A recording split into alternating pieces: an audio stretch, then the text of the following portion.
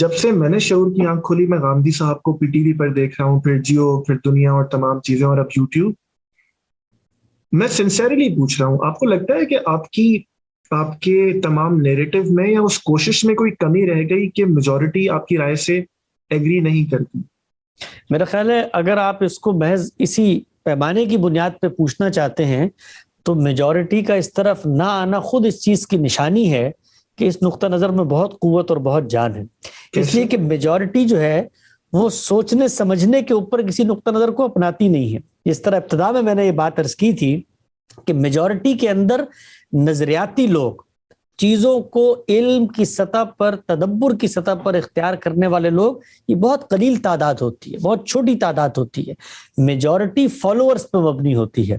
تو اگر ہماری فکر کو اتنے فالوورز نہیں ملے تو یہی بات اس فکر کی پذیرائی کے لیے کافی ہے کہ یہ لوگوں کو محض ایک دھڑا بنانے کے لیے، ایک مسلک میں شامل کرنے کے لیے، ایک فرقہ بنانے کے لیے، ایک عصبیت پیدا کرنے کے لیے آگے نہیں بڑھی ہے. اس کو کم لوگ اپریشیٹ کر رہے ہیں تو اس کا مطلب ہے کہ اس کے اندر کوئی استدلال کا پہلو ہے، کوئی فکر کا پہلو ہے، کوئی نظریے کا پہلو ہے. وہ نظریہ اپنی عصبیت صدیوں میں جا کر قائم کرتا ہے. اور میں اس سے آگے بڑھ کے کہتا ہوں کہ یہ خواہش دوسروں کو ہو کہ وہ عصبیت پیدا ہو. ہمارا مسئلہ تو صرف یہ ہے کہ ہم نے 50-60 سال کی عمر گزارنے کے بعد خدا کے حضور میں حاضر ہو جانا ہے. ہمارا امتحان کیا ہے؟ ہمارا امتحان یہ ہے کہ جس بات کو ہم نے درست سمجھا ہے اس بات کو بے کم و کاست جو میسر ذرائع اور پیمانے ہیں ان پہ بیان کر دیا جائے. پیغمبروں نے بھی اس بات کو بیان کیا، قطع نظر اس کے کہ اس کا نتیجہ کیا نکلتا ہے.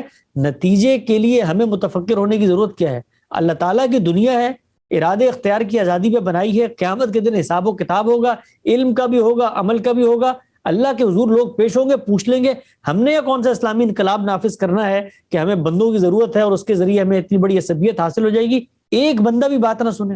لیکن ہمارا یہ اطمینان ہو، ہم خدا کے سامنے جائیں تو پورے یقین کے ساتھ اور پورے اخلاص کے ساتھ کھڑے ہوں کہ پروردگار عالم جو بات ہم نے سمجھی تھی وہ لوگوں تک پہنچا دی. ہم وہی کہیں گے جو سیدنا مسیح نے کہا، جس کو قرآن نے حکایت کیا کہ جب تک ہم تو ان میں تھے تو یہ بات کرتے چلے آئے تھے، ہم پر کوئی ذمہ داری نہیں ہے اگر مسلمانوں نے آپس میں ایک دوسرے کی تکفیر کی، ایک دوسرے کی گردنیں ماری، ایک دوسرے پہ ظلم کیا، جبر کیا، مذہبی پرسیکیوشن کی، لوگوں کی شناخت کے در پہ ہو گئے، لوگوں کے اوپر وہ چیزیں نافذ کی جو شریعت نے ان کے اوپر نافذ کرنے کا حق نہیں دیا تھا، کشت و خون کے بازار گرم کیے مذہب کے نام پر، لوگوں کی پگڑیاں اچھالی. تو پروردگار عالم، ہم اس مذہب کے اگر کوئی طالب علم تھے ادنا سے تو ہم نے حق کی گواہی دی، شہادت دی، سچی بات کی. اس کے بعد ہم تیرے حضور میں آگے ہیں، تو بہتر جانتا جو کچھ پیچھے ہو.